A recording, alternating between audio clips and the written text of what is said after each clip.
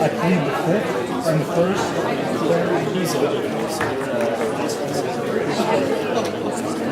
I decided to come to this thing. You have an exam. I'm going to say I'm playing stuff. I'll have to get up to That's irresponsible and very college student, I believe. So I'm here with the Libertarian Party of Dane County. Nice. This is Samuel. This is Phil. This is Jake. This is I'm Adam. I know you. This is Eli. He is one of the smartest people in the world. And he pretends to be a libertarian on the side. Yeah. I can't see these people. Last year I could see like we got to see the blend that but there's only like 4 people. I sat through it with Carl. Yeah, he was there, wasn't he? Yeah, I sat with him. It was fascinating. I want to see him. I just got out of his class. History of beer. Yeah, that's a cool story. Yeah, that sounds great. Do you want me to drink it? No, I'm not old enough. Well, I mean, if you were. I wish. Well, that's what my question should be. What's your opinion on the word of drinking?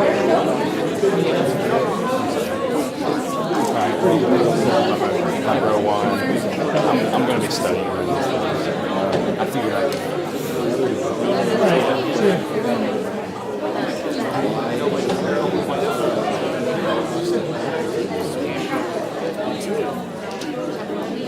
Why should marijuana not be legal?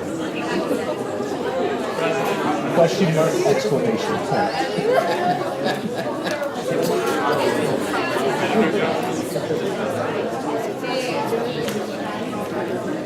And the Batman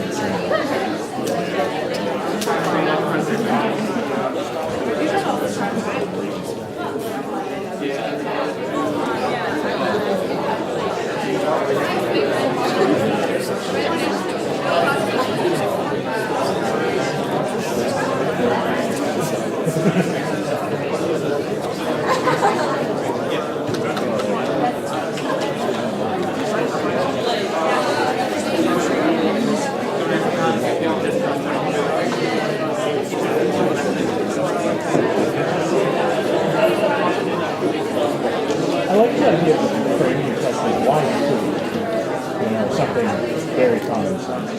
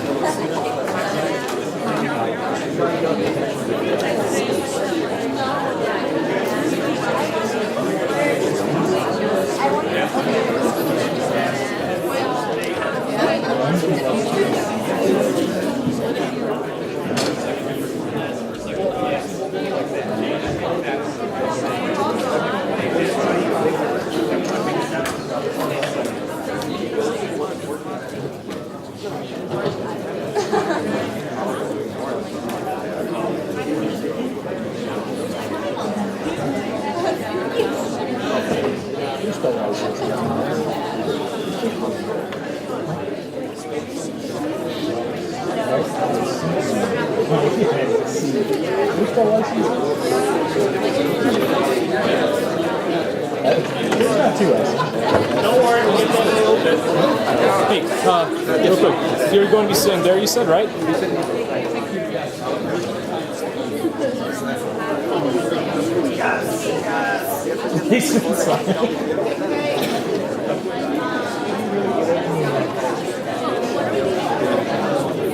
So what are we doing with the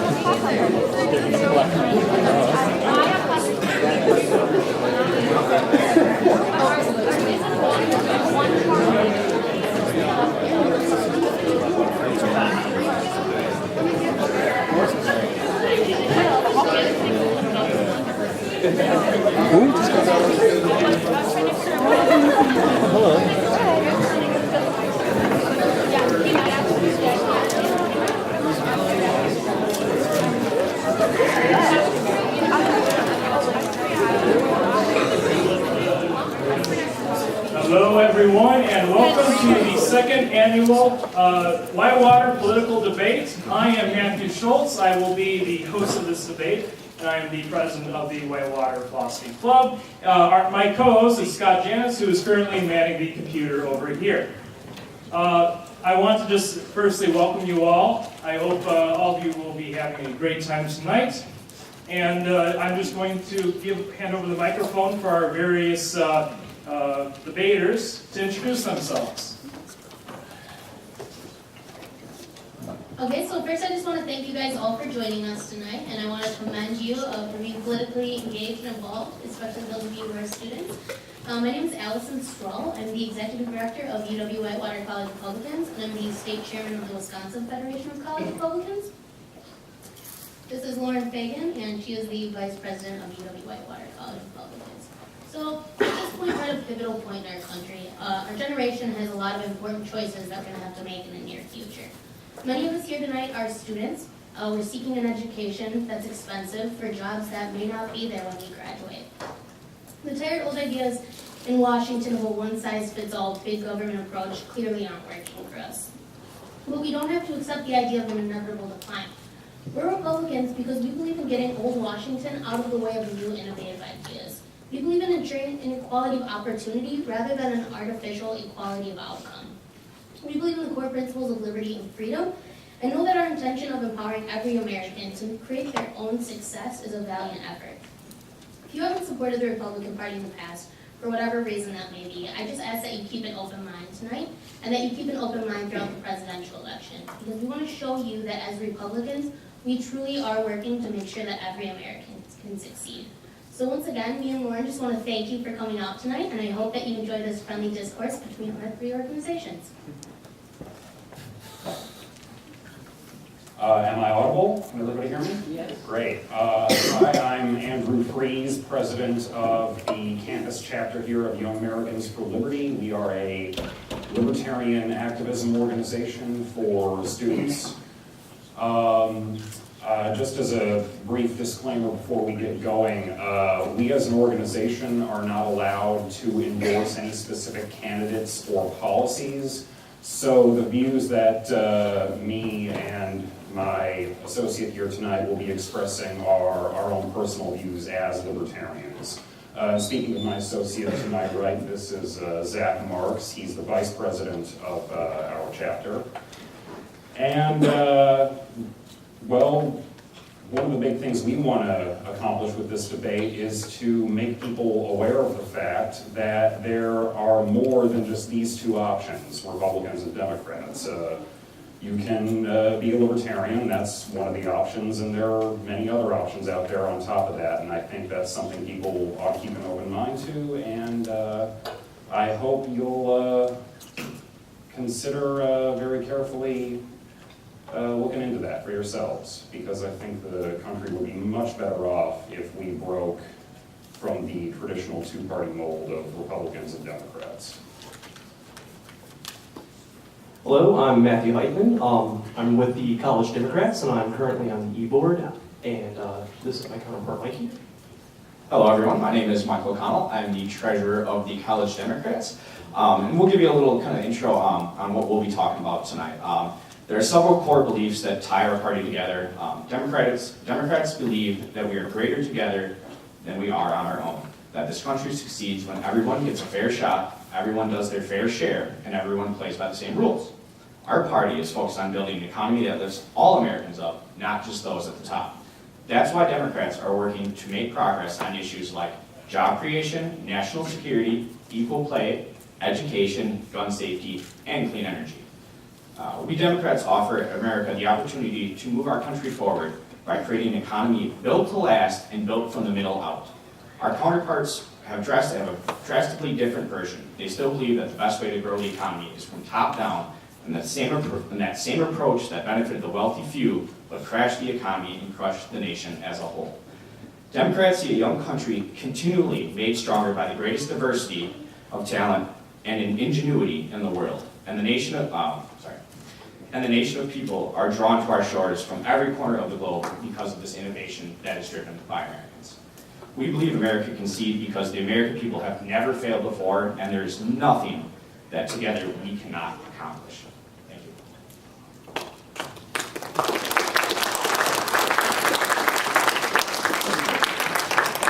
Now, before we get to the meat of tonight's event, which is the actual debate,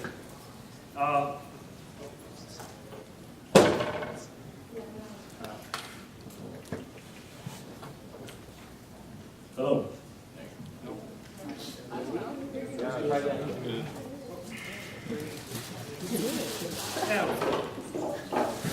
Anyway, so to get to the before we get to the meat of tonight's event, which is the actual debating, I just want to break down a little bit of what's actually going to be covered, what's actually going to be happening, as well as those little slips of paper that hopefully all of you have received.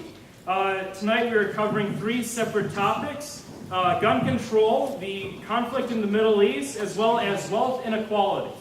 The breakdown of time for how this is going to happen is that each group is going to get 5 minutes to share their position, and then once all groups have shared their position, they will, in a calm and orderly manner, just converse about the issue.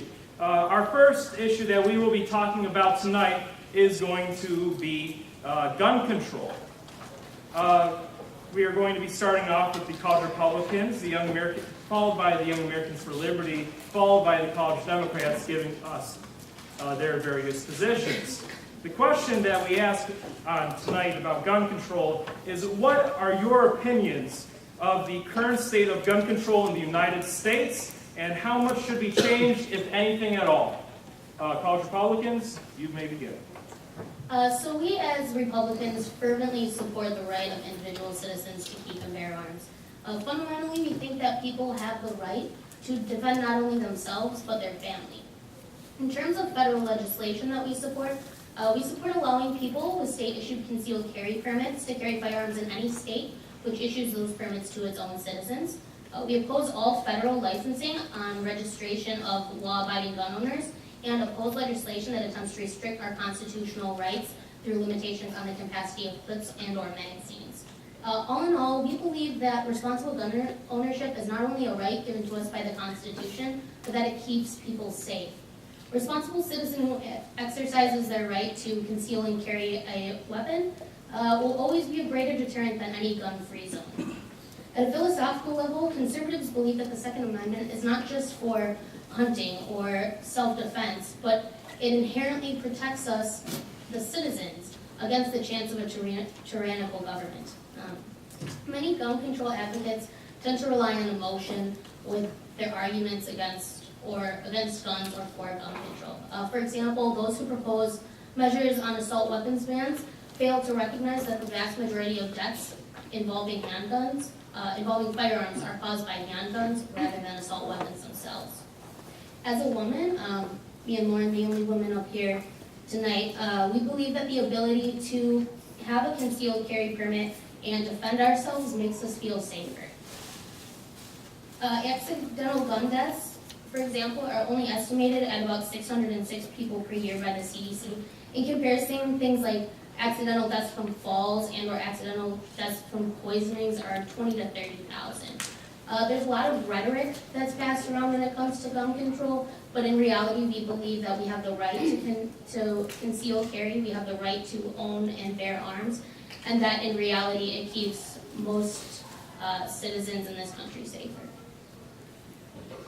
So the Republican Party since the beginning has strived and continued to ensure that the freedom given to us, to the American people by our Constitution stays true.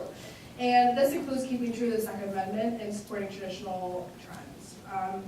Naturally, the Republican Party needs to continue supporting restrictions for the criminal use of guns, and we have actively been involved in that. And the access and rights of convicted felons in the United States, they're not allowed to purchase firearms, and we have also made sure that that stays true. There should not be confusion when it comes to our party and our stance on gun control. There is no tolerance for individuals or groups who use guns to carry out attacks or harm one another, and we have been vocal on that as well. Gun control is necessary to an extent. People who purchase firearms should be given a full background check, and successful completion of a gun safety course should be implemented before continuing with obtaining their concealed carry permit.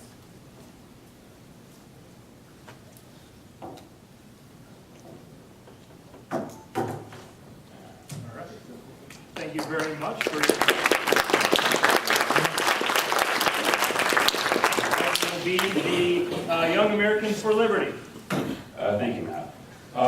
So as far as current gun control laws on the books in the United States now, which is what the question directly addresses, in my opinion, they're too strict, but and they could be looser, but that's actually not the thing that really worries me about the gun control laws. What worries me about gun control is many people in this country, particularly those on the left, want to make it even stricter than it already is, to further limit people's ability to own and have and use firearms.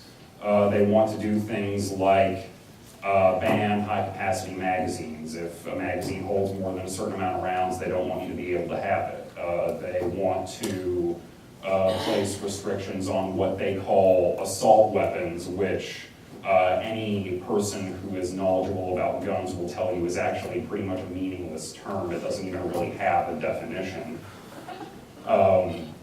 They want to take those away. They want, in many of the more extreme cases, they want to place more onerous regulations on handguns, which many cities around the U.S. actually already have. New York has highly onerous regulations on handguns, so does Chicago, Washington, D.C., places like that.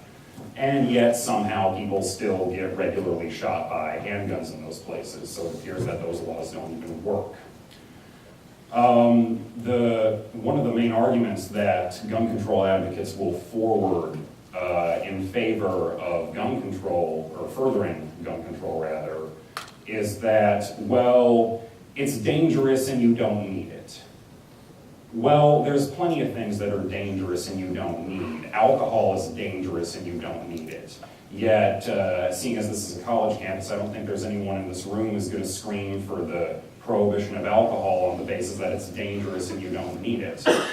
The question that you should ask, instead of why you need it, is why can't I have it? Why can't the average American have a high-capacity magazine that holds 30 rounds? Why can't your average, reasonable American have that? I think most people in this room would probably be perfectly responsible to handle something like that. So why do you want to take the privilege away from everybody?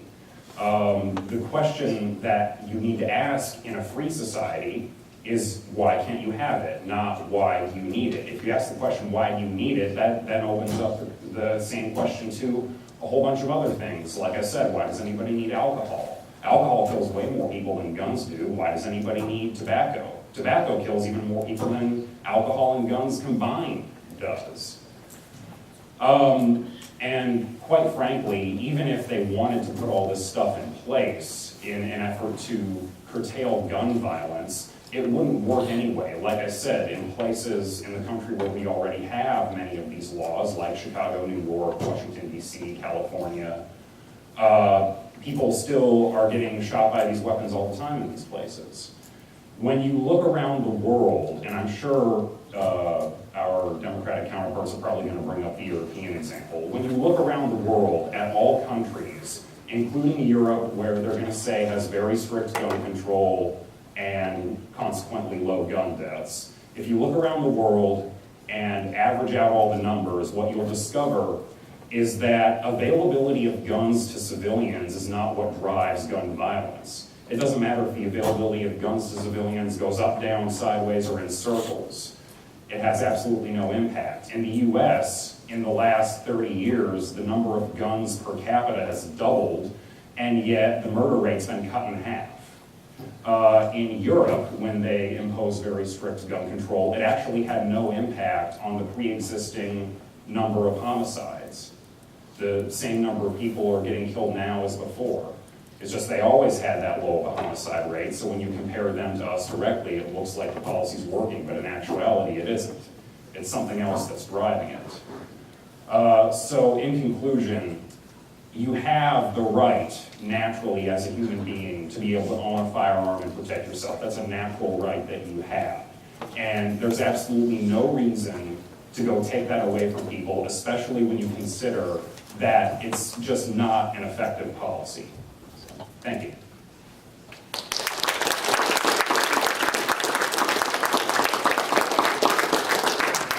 Thank you. Next up, we have the College Democrats. We recognize that the individual right to bear arms is an important part of the American tradition, and we will preserve Americans' Second Amendment right to own and use firearms. We believe that the right to own firearms is subject to reasonable regulation. We understand that the terrible consequences of gun violence. It serves as a reminder that life is fragile, and our time here is limited and precious. We believe in an honest, open, national conversation about firearms. We can focus on effective enforcement of existing laws, especially strengthening our background check system, and we can work together to enact common sense improvements. Currently, congressional Democrats are, one of their main focus is on closing that gun show loophole. And I believe most of you have heard from it, and it actually, it comes from the Brady bill, or the Brady law, which states that all private sales, or in the technical definition is secondary markets, cannot do, they're federally banned from doing background checks. They're not required to track their sales, where those guns go, who those guns go to.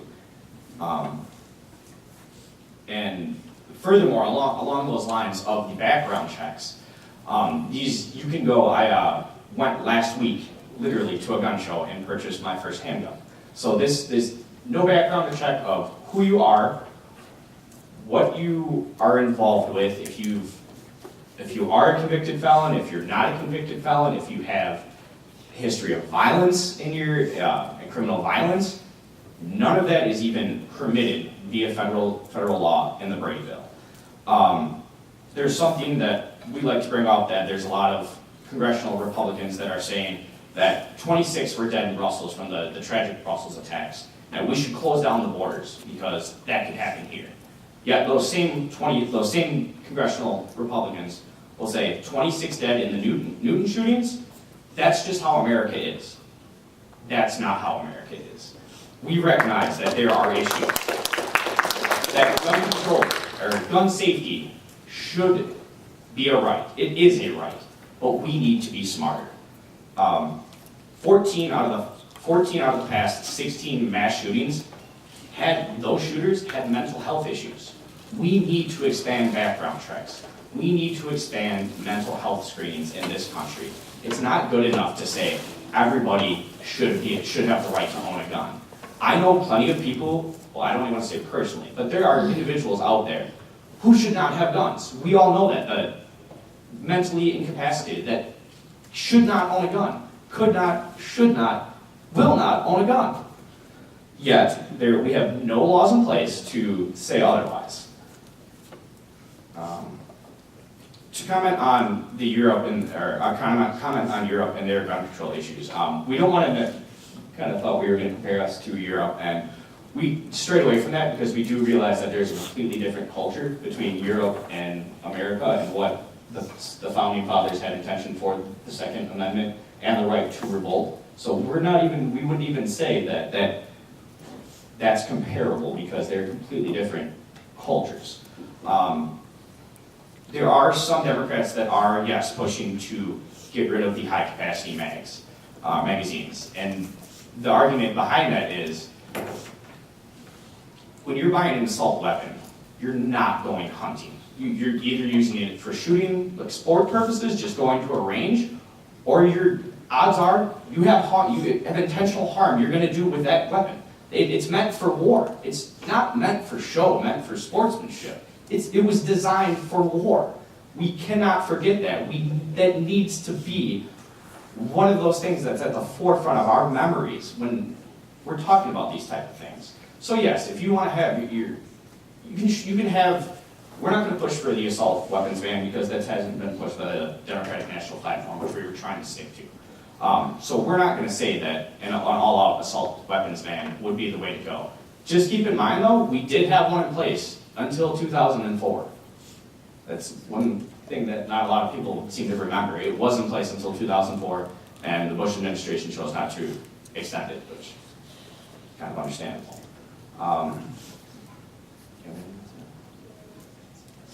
Well, I do that. Thank you.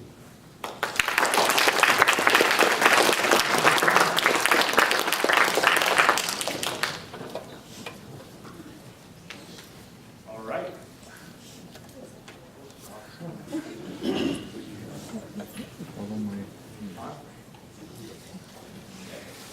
On? Excellent. Okay, so now we are going to be getting to the discussion portion of this part of the debate. It's basically people make comments, people make rebuttals within the first row here, and they may, basically, as long as they please be respectful to one another, they may say as they so well please. Seeing as the college Republicans went first, the college Democrats may have the first comment or rebuttal, unless they wish to decline. We kind of already did cover most of it with our opening statement, but If you already covered it, then may I respond? yes, go ahead. Okay, Right, am I still audible? Yes. All right, great. So you mentioned the gun show loophole. The gun show loophole does not exist. If it's illegal under federal law for you to get a gun, it doesn't matter if it's a private sale. Referring to criminals getting guns from gun shows as the gun show loophole is like calling somebody getting crack from a crack house the crack house loophole. It doesn't matter that they're getting it from a particular place from a particular person. If it's illegal for them to have a gun, it's illegal for them to have a gun. And in fact, the ATF does sting operations on gun shows where they try to entrap people into buying guns when they're not legally allowed to buy guns under federal law. As far as you made a comment about assault weapons being made for war, quote unquote. Well, the thing is that, first of all, the type of, like I said, assault weapons kind of a meaningless term, but we'll just run with it because it's what everybody knows. The type of assault weapon that you would buy off the rack at a place like Gander Mountain is actually not a weapon that's made for war because it doesn't have full auto capability. Contrary to what a lot of people think, actually it's damn near impossible for the average person to legally get their hands on a machine gun in this country of any kind. So these weapons are not made for war in the way that you're describing. So that's just not an accurate representation.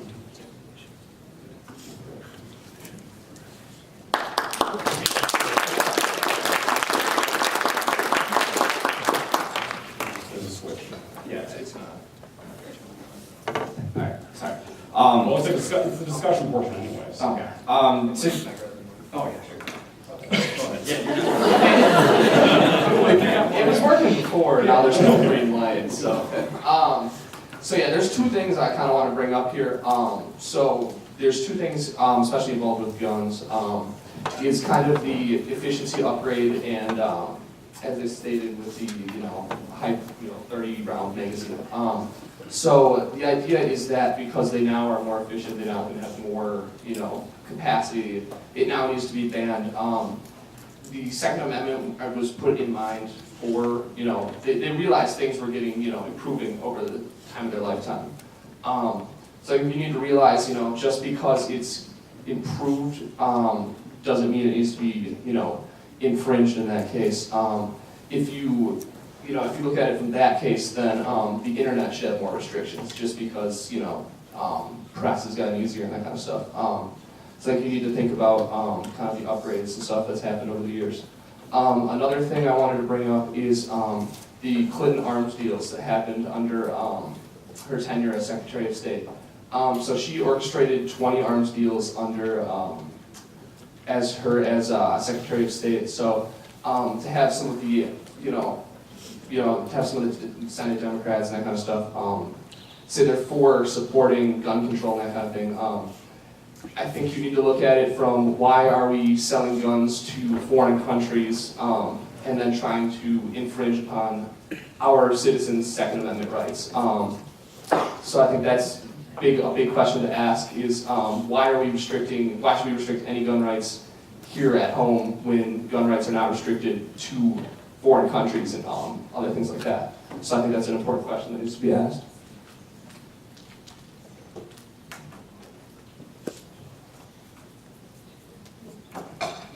Yeah, so I just want to respond to one thing that you said in your answer. Actually, you claimed that Republicans, after the Newtown shooting, it came out and said that that's just how America is. First of all, I'd like to just say that that's a ludicrous statement, so the fact that you'd even suggest that is kind of ridiculous. Second of all, you did seem to focus on assault weapons, but in order to have a coherent policy on gun control, if you are in fact advocating for extra gun control, you would have to go into restricting handguns. I mean, handguns are the vast majority of violence in this country. The vast majority of deaths caused by firearms are from handguns, not quote-unquote assault weapons. So the idea that any sort of assault weapons ban, even though you did not advocate for that because your party does not, your party platform doesn't, to reduce gun violence, if you think gun control is the way to do it, you'd have to increase gun control on not only assault weapons but also on handguns. You also said to the college Democrats that there are other common sense improvements that you have other than just removing the so-called gun show loophole. I'd like to ask if you could expand on that and tell me a little more what about those common sense reforms you think you would want to put in place. Am I responding quick? Okay. I also want to go on top of what the Libertarians went with the Iran deal. We have no problem giving over weapons of any kind of mass destruction to That actually are meant for war. that are meant for war, exactly. But we can't keep with our Second Amendment right. Isn't that against the Constitution? And what do you have to say about that?